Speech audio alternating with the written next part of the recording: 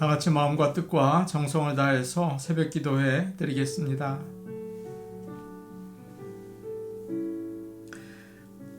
여호와께 감사하라. 그는 선하시며 그 인자하심이 영원하미로다. 홀로 큰 기이한 일들을 행하시는 이에게 감사하라. 그의 인자하심이 영원하미로다. 지혜로 하늘을 지으신 이에게 감사하라. 그의 인자하심이 영원하미로다. 아멘. 다 같이 찬송가 569장 부르겠습니다. 569장입니다.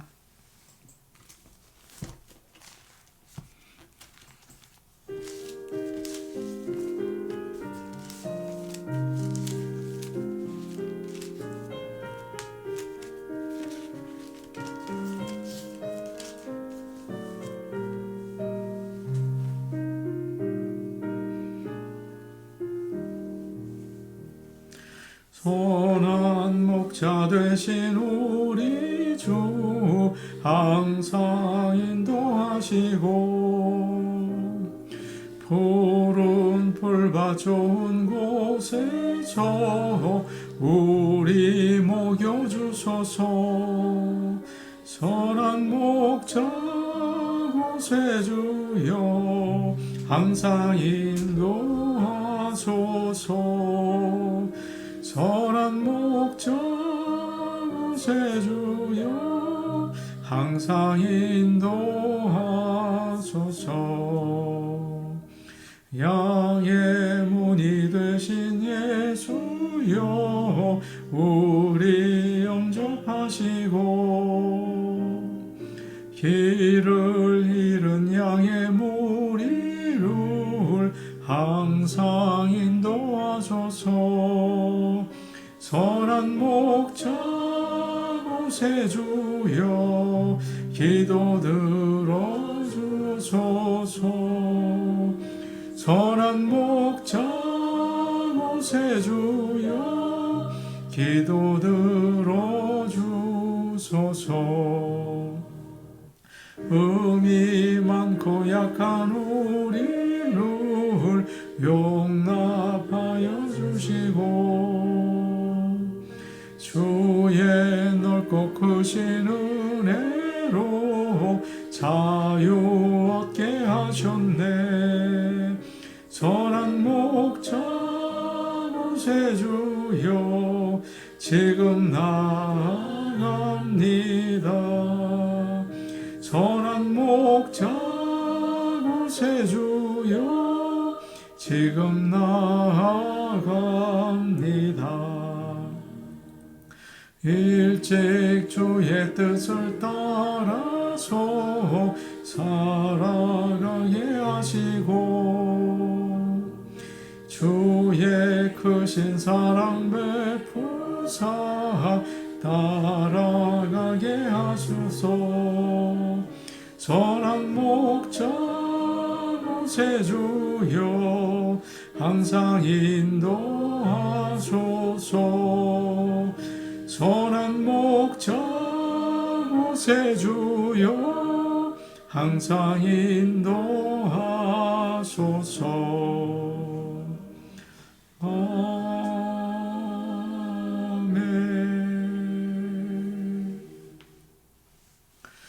다 같이 찬송가 301장 부르겠습니다. 301장입니다.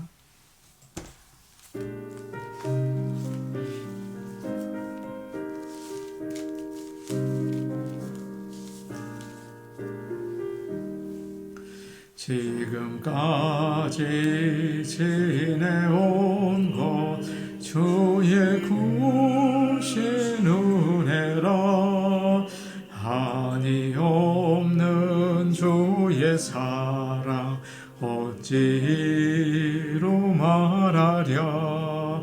자나깨나 주의 손이 항상 살펴주시고 모든 일을 주 안에서 병통하게 하시네.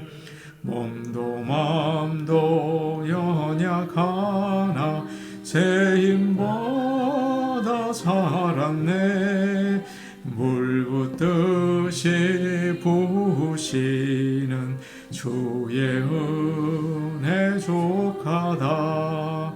사랑 없는 거리에 나 험한 손길에 맬 때 주의 손을 굳게 잡고 찬송하며 가리라.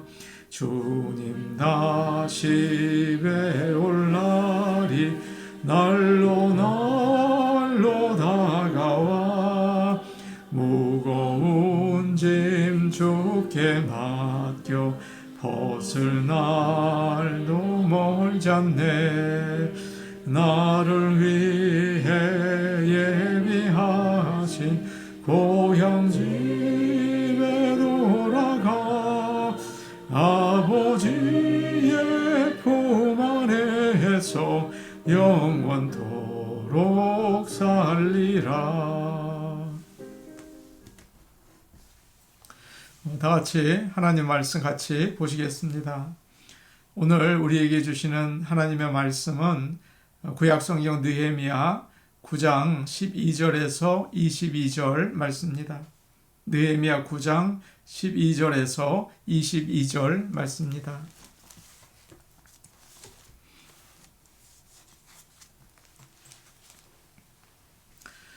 제가 가지고 있는 성경 구약성경 739페이지에 있습니다. 느헤미야 9장 12절에서 22절까지 말씀을 저희가 한 목소리로 같이 읽겠습니다. 낮에는 구름 기둥으로 인도하시고 밤에는 불 기둥으로 그들이 행할 길을 그들에게 비추셨사오며 또 시내산에 강림하시고 하늘에서부터 그들과 말씀하사 정직한 규례와 진정한 율법과 선한 율례와 계명을 그들에게 주시고 거룩한 안식일을 그들에게 알리시며 주의 종 모세를 통하여 계명과 율례와 율법을 그들에게 명령하시고 그들의 굶주림 때문에 그들에게 양식을 주시며 그들의 목마름 때문에 그들에게 반석에서 물을 내시고 또 주께서 옛적에 손을 들어 맹세하시고 주겠다고 하신 땅을 들어가서 차지하라 말씀하셨사오나 그들과 우리 조상들이 교만하고 목을 굳게 하여 주의 명령을 듣지 아니하고 거역하며 주께서 그들 가운데에서 행하신 기사를 기억하지 아니하고 목을 굳게 하며 패역하여 스스로 한 우두머리를 세우고 종되었던 땅으로 돌아가고자 하였나이다. 그러나 주께서는 용서하시는 하나님이시라. 은혜로우시며 긍휼히 여기시며 더디 노하시며 인자가 풍부하심으로 그들을 버리지 아니하셨나이다. 또 그들이 자기들을 위하여 송아지를 부어 만들고 이르기를 이는 곧 너희를 인도하여 애굽에서 나오게 한 신이라 하여 하나님을 크게 모독하였사오나 주께서는 주의 크신 긍휼로 그들을 광야에 버리지 아니하시고 낮에는 구름 기둥이 그들에게서 떠나지 아니하고 길을 인도하며 밤에는 불 기둥이 그들이 갈 길을 비추게 하셨사오며 또 주의 선한 영을 주사 그들을 가르치시며 주의 만나가 그들의 입에서 끊어지지 않게 하시고 그들의 목마름을 인하여 그들에게 물을 주어 40년 동안 들에서 기르시되 부족함이 없게 하심으로 그 옷이 헤어지지 아니하였고 발이 부르트지 아니하였사오며 또 나라들과 족속들을 그들에게 각각 나누어 주심에 그들이 시온의 땅 곧 헤스본 왕의 땅과 바산 왕 옥의 땅을 차지하였나이다. 아멘. 저희는 지금 유다 백성의 기도를 살펴보고 있습니다. 그들은 하나님이 어떤 분이신지를 고백하고 또 자기들의 역사를 돌아보면서 하나님께서 지금까지 그들에게 베푸셨던 사랑과 구원의 은혜를 이제 하나님께 감사하고 있습니다. 그러나 그들은 끊임없이 하나님을 배반하고 또 불순종했습니다. 그래서 그것을 솔직하게 자복하고 있는 것입니다. 오늘도 우리가 이 아침에 우리 자신의 지나온 길을 돌아보고 하나님의 사랑과 구원을 깨닫는 그런 기도의 시간이 되면 좋겠습니다. 그리고 지난 날 동안 우리가 하나님을 배반하고 불순종했던 죄를 자복하는 그런 기도를 드릴 수 있기를 간절히 원합니다. 이스라엘 백성은 하나님께서 홍해를 갈라지게 하셔서 그 바다를 육지처럼 건너게 되었습니다. 너무나 기뻤을 것입니다. 그러나 그들은 곧 광야로 들어가게 되었죠. 그리고 거기서 40년이라는 긴 시간을 보내게 됩니다. 우리의 인생도 마찬가지죠. 홍해같이 엄청난 위기의 시간을 만날 때가 있습니다. 그때 하나님의 구원의 손길을 이제 경험하게 되는 것입니다.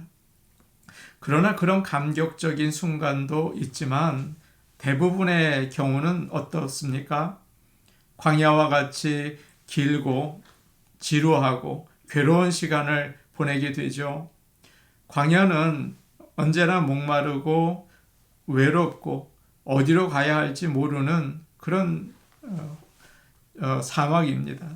그러나 이스라엘 백성은 오히려 그 광야에서 하나님께서 날마다 동행하시고 때마다 필요한 것을 채워주시는 아주 신기하고 놀라운 은혜를 경험하게 되는 것입니다. 12절 말씀을 우리 같이 보겠습니다. 12절 말씀입니다. 함께 보십니다. 낮에는 구름 기둥으로 인도하시고 밤에는 불 기둥으로 그들이 행할 길을 그들에게 비추셨사오며. 광야를 지나갈 때 가장 필요한 것이 뭘까요? 위험에서 보호를 받는 것이고 또 가야 할 방향을 아는 것입니다. 하나님께서는 이 두 가지 어려움을 놀라운 방법을 통해서 해결해 주셨어요. 낮에는 광야에서 굉장히 덥고 또 힘들고 밤에는 얼어붙는 것처럼 춥지 않습니까?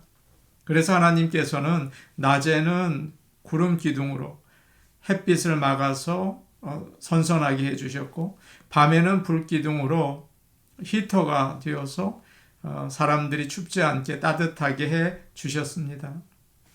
또한 구름 기둥과 불 기둥은 항상 이스라엘 백성 앞에서 그들을 인도하면서 가이드의 역할을 했죠. 하나님은 이와 같이 그의 백성들을 광야 가운데에서도 보호하시고 인도하셨어요. 다윗은 이런 노래를 했습니다. 내가 사망의 음침한 골짜기로 다닐지라도 해를 두려워하지 않을 것은 주께서 나와 함께 하심이라. 주의 지팡이와 막대기가 나를 안위하시나이다. 무슨 말입니까? 심지어 우리가 죽을 때라도 하나님께서 보호하시고 하나님의 집으로 안전하게 데려가신다는 뜻입니다. 예수님이 십자가를 지시기 전에 제자들에게 내가 너희를 떠날 것이다 라고 하니까 제자들이 너무나 불안해하고 또 슬퍼했습니다. 그때 주님이 뭐라고 하셨습니까? 내가 가지만 너희를 고아처럼 버려두지 않을 것이다. 대신에 보혜사 성령을 보내겠다. 그분이 영원히 너희와 함께 하실 것이다. 라는 참으로 위로가 되는 말씀을 주셨습니다. 우리가 방황할 때에도 내가 혼자라고 느낄 때에도 성령님께서는 영원히 우리와 함께 하십니다. 여러분 그것을 기억하시고 성령님과 동행하신다는 사실 여러분 꼭 잊지 마시기를 바랍니다. 13절과 14절 말씀입니다. 우리 같이 보겠습니다. 13절, 14절입니다. 함께 보십니다. 또 신의 산에 강림하시고 하늘에서부터 그들과 말씀하사 정직한 규례와 진정한 율법과 선한 율례와 계명을 그들에게 주시고 거룩한 안식일을 그들에게 알리시며 주의 종 모세를 통하여 계명과 율례와 율법을 그들에게 명령하시고. 지금까지 이스라엘 백성들은 애굽에서 노예로 생활을 했습니다. 그렇기 때문에 그동안은 애굽의 법을 따라서 산 것이죠. 그런데 이제 구원을 받고 애굽에서 나와서 하나님의 백성이 되었습니다. 하나님은 시내 산에서 이스라엘 백성들에게 하나님의 규례와 율법을 주셨어요. 그래서 하나님의 백성으로 사회에서, 가정에서, 성전에서 어떻게 살아야 할지를 가르쳐 주신 것입니다. 하나님의 뜻을 알려주신 거죠. 우리도 마찬가지입니다. 하나님을 믿고 그의 백성이 되었습니다. 우리는 이제 하나님 나라의 법을 알아야 합니다. 하나님의 말씀을 받아야 하는 거죠. 그래서 그 말씀을 따라서 하나님 나라의 백성답게 살아가야 하는 것입니다. 요즘을 포스트 모던 시대라고 합니다. 사람들이 각자 자기 마음에 좋은 대로, 옳은 대로 행하는 시대가 되었습니다. 그렇기 때문에 어떻게 살아야 하는지 기준이 다 없어져 버렸습니다. 그러나 이런 사회 가운데에서라 하더라도 우리 믿는 자들은 하나님께서 어떻게 살아야 하는지 분명히 알려주셨습니다. 하나님의 말씀이 우리의 기준이 되는 거죠. 말씀대로 살 때 하나님께서는 우리에게 복을 주시고 무너진 우리의 인생이 회복되는 일이 일어나는 것입니다. 신명기 5장에 이런 말씀이 있습니다. 너희 하나님 여호와께서 너희에게 명령하신 모든 도를 행하라. 그리하면 너희가 살 것이요 복이 너희에게 있을 것이며 너희가 차지한 땅에서 너희의 날이 길리라. 이처럼 하나님의 말씀대로 사는 가운데 하나님의 은혜와 복을 우리가 누리기를 원합니다. 특별히 하나님은 이스라엘 백성에게 거룩한 안식일을 알려주셨죠. 10계명 가운데 제4계명이 그렇지 않습니까? 안식일을 기억하여 거룩하게 지키라. 악하고 음란한 세대는 인생의 목적을 즐거움이라고 가르쳐 줍니다. 그러나 믿는 우리의 인생의 목적은 다르죠. 거룩한 것이에요. 하나님을 위해서 사는 것을 말합니다. 그게 바로 거룩이라는 뜻입니다. 안식은 아무것도 안 하고 노는 게 아니고요. 하나님을 찬양하고 예배하는 것입니다. 그래서 안식일에도 일주일에 하루 쉬는 날로 지내는 것이 아니고 하나님을 찬양하고 예배드리는 거죠. 그러니까 거룩한 날이 되는 것입니다. 본질이 중요하면 본질을 담는 형식도 중요하지 않습니까?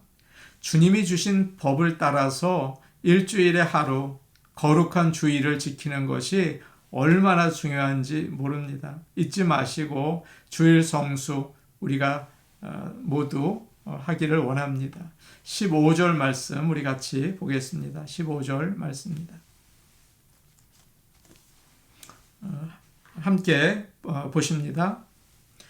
그들의 굶주림 때문에 그들에게 양식을 주시며 그들의 목마름 때문에 그들에게 반석에서 물을 내시고 또 주께서 옛적에 손을 들어 맹세하시고 주겠다고 하신 땅을 들어가서 차지하라 말씀하셨사오나. 또 하나님은 이스라엘 백성이 광야에서 굶주리지 않도록 하늘에서 만나를 내려서 먹여 주셨습니다. 그리고 모세에게 반석을 지팡이로 쳐서 물을 내게 하셨죠. 그래서 또 먹고 마시는 문제를 해결해 주셨어요. 이스라엘 백성은 광야에 있는 동안 40년 동안 만나를 먹었습니다. 하나님께서 하늘에서 만드셔서 비처럼 내려주신 음식 아닙니까?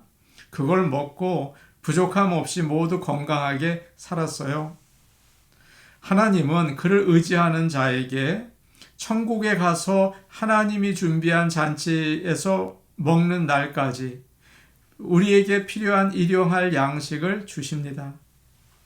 하나님은 이렇게 그의 백성들의 실제적인 필요를 해결해 주시는 분이시죠.